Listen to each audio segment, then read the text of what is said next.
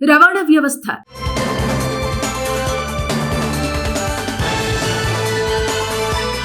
ప్రత్యేక తెలంగాణ రాష్ట్రం ఏర్పడితే ప్రతి జిల్లా, ప్రతి గ్రామం, ప్రతి తండ అభివృద్ధి చెందుతుందని అంతా కలలు కన్నారు. బంగారు తెలంగాణ ఏర్పడుతుందని నాయకులు చెబుతుంటే అమాయకపు ప్రజలు నమ్మి వారిని గెలిపించారు కూడా.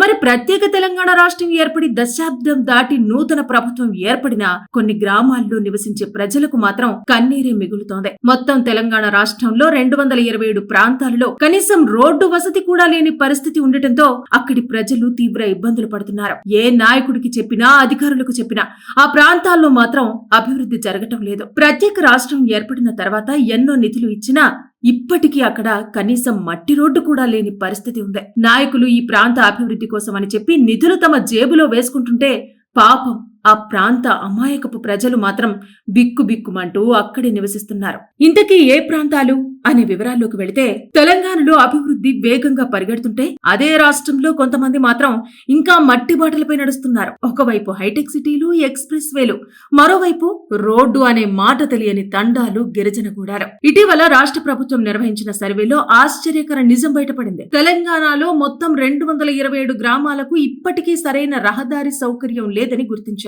కొన్ని చోట్ల దశాబ్దాల క్రితం వేసిన మట్టి, మొరంతో చేసిన బాటలే ఇంకా ప్రజల జీవన రేఖగా ఉన్నాయి. బస్సులు కాదు, ద్విచక్ర వాహనాలు కూడా సరిగ్గా వెళ్లలేని పరిస్థితి నెలకొంది అక్కడ. ప్రాణాలు అరచేతిలో పట్టుకుని జీవనం సాగిస్తున్నారు అక్కడి ప్రజలు. ఎందుకంటే రోడ్డు లేకపోవటం అనేది కేవలం ప్రయాణం కష్టమవడం మాత్రమే కాదు, ఒకవేళ ప్రమాదం జరిగితే, ఎవరైనా తీవ్ర అనారోగ్యానికి గురైతే, అగ్ని ప్రమాదం సంభవిస్తే వెంటనే సహాయం అందే మార్గమే ఉండదు. అంబులెన్స్ చేరే పరిస్థితి లేక ప్రజలు ప్రాణాలను అరచేతిలో పెట్టుకుని బతుకుతున్నారు. వైద్య శిబిరాలు, ఆరోగ్య కేంద్రాలు ఏర్పాటు చేయాలని స్థానికులు విజ్ఞప్తి చేస్తున్నారు. కానీ ముందుగా రోడ్డు ఉండాలి కదా అన్నదే వారి వాదన.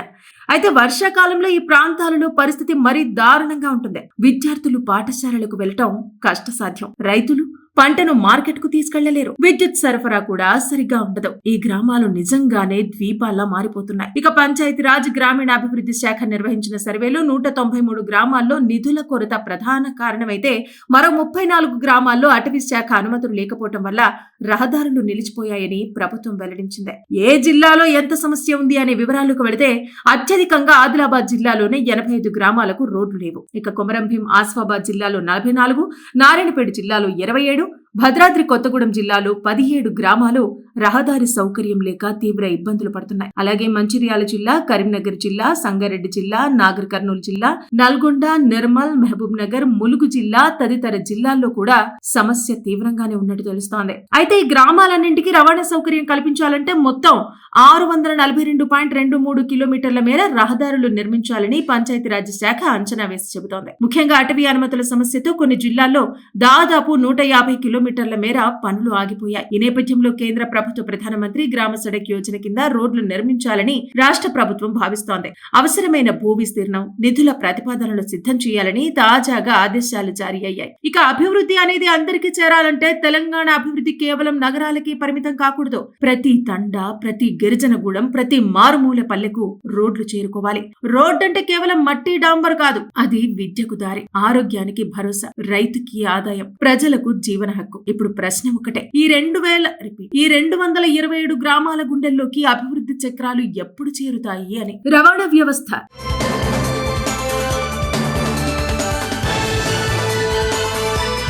ప్రత్యేక తెలంగాణ రాష్ట్రం ఏర్పడితే ప్రతి జిల్లా, ప్రతి గ్రామం, ప్రతి తండ అభివృద్ధి చెందుతుందని అంతా కలలు కన్నారు. బంగారు తెలంగాణ ఏర్పడుతుందని నాయకులు చెబుతుంటే అమాయకపు ప్రజలు నమ్మి వారిని గెలిపించారు కూడా.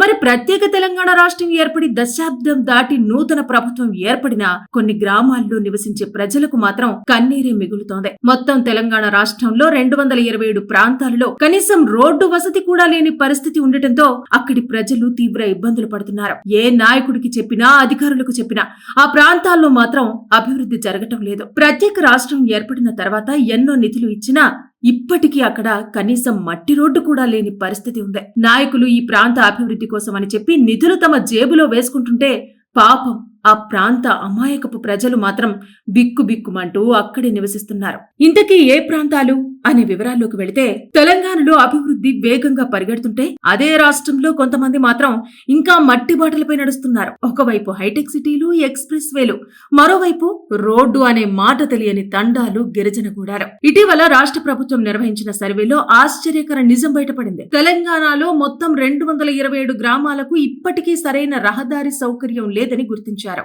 కొన్ని చోట్ల దశాబ్దాల క్రితం వేసిన మట్టి మొరంతో చేసిన బాటలే ఇంకా ప్రజల జీవన రేఖగా ఉన్నాయి. బస్సులు కాదు, ద్విచక్ర వాహనాలు కూడా సరిగ్గా వెళ్లలేని పరిస్థితి నెలకొంది అక్కడ. ప్రాణాలు అరచేతిలో పట్టుకుని జీవనం సాగిస్తున్నారు అక్కడి ప్రజలు. ఎందుకంటే రోడ్డు లేకపోవటం అనేది కేవలం ప్రయాణం కష్టమవడం మాత్రమే కాదు, ఒకవేళ ప్రమాదం జరిగితే, ఎవరైనా తీవ్ర అనారోగ్యానికి గురైతే, అగ్ని ప్రమాదం సంభవిస్తే వెంటనే సహాయం అందే మార్గమే ఉండదు. అంబులెన్స్ చేరే పరిస్థితి లేక ప్రజలు ప్రాణాలను అరచేతిలో పెట్టుకుని బతుకుతున్నారు. వైద్య శిబిరాలు, ఆరోగ్య కేంద్రాలు ఏర్పాటు చేయాలని స్థానికులు విజ్ఞప్తి చేస్తున్నారు. కానీ ముందుగా రోడ్డు ఉండాలి కదా అన్నదే వారి వాదన. అయితే వర్షాకాలంలో ఈ ప్రాంతాలలో పరిస్థితి మరీ దారుణంగా ఉంటుంది. విద్యార్థులు పాఠశాలలకు వెళ్లటం కష్టసాధ్యం. రైతులు పంటను మార్కెట్కు తీసుకెళ్లలేరు. విద్యుత్ సరఫరా కూడా సరిగ్గా ఉండదు. ఈ గ్రామాలు నిజంగానే ద్వీపాల్లా మారిపోతున్నాయి. ఇక పంచాయతీరాజ్ గ్రామీణాభివృద్ధి శాఖ నిర్వహించిన సర్వేలో 193 గ్రామాల్లో నిధుల కొరత ప్రధాన కారణమైతే, మరో 34 గ్రామాల్లో అటవీ శాఖ అనుమతులు లేకపోవటం వల్ల రహదారులు నిలిచిపోయాయని ప్రభుత్వం వెల్లడించింది. ఏ జిల్లాలో ఎంత సమస్య ఉంది అనే వివరాలకు వెళితే, అత్యధికంగా ఆదిలాబాద్ జిల్లాలోనే 85 గ్రామాలకు రోడ్లు లేవు. ఇక కొమరంభీం ఆసిఫాబాద్ జిల్లాలో 44, నారాయణపేట జిల్లాలో 27, భద్రాద్రి కొత్తగూడెం జిల్లాలో 17 గ్రామాలు రహదారి సౌకర్యం లేక తీవ్ర ఇబ్బందులు పడుతున్నాయి. అలాగే మంచిర్యాల జిల్లా, కరీంనగర్ జిల్లా, సంగారెడ్డి జిల్లా, నాగర్ కర్నూలు జిల్లా, నల్గొండ, నిర్మల్, మహబూబ్ నగర్, ములుగు జిల్లా తదితర జిల్లాల్లో కూడా సమస్య తీవ్రంగానే ఉన్నట్టు తెలుస్తోంది. అయితే ఈ గ్రామాలన్నింటికీ రవాణా సౌకర్యం కల్పించాలంటే మొత్తం 642.23 కిలోమీటర్ల మేర రహదారులు నిర్మించాలని పంచాయతీరాజ్ శాఖ అంచనా వేసి చెబుతోంది. ముఖ్యంగా అటవీ అనుమతుల సమస్యతో కొన్ని జిల్లాల్లో దాదాపు 150 కిలోమీటర్ల మేర పనులు ఆగిపోయాయి. ఈ నేపథ్యంలో కేంద్ర ప్రభుత్వ ప్రధానమంత్రి గ్రామ సడక్ యోజన కింద రోడ్లు నిర్మించాలని రాష్ట్ర ప్రభుత్వం భావిస్తోంది. అవసరమైన భూ విస్తీర్ణం, నిధుల ప్రతిపాదనలు సిద్ధం చేయాలని తాజాగా ఆదేశాలు జారీ అయ్యాయి. ఇక అభివృద్ధి అనేది అందరికీ చేరాలంటే తెలంగాణ అభివృద్ధి కేవలం నగరాలకి పరిమితం కాకూడదు. ప్రతి తండా, ప్రతి గిరిజనగూడెం, ప్రతి మారుమూల పల్లెకు రోడ్లు చేరుకోవాలి. రోడ్డు అంటే కేవలం మట్టి డాంబర్ కాదు, అది విద్యకు దారి, ఆరోగ్యానికి భరోసా, రైతుకి ఆదాయం, ప్రజలకు జీవన హక్కు. ఇప్పుడు ప్రశ్న ఒకటే, ఈ 227 గ్రామాల గుండెల్లోకి అభివృద్ధి చక్రాలు ఎప్పుడు చేరుతాయి అని.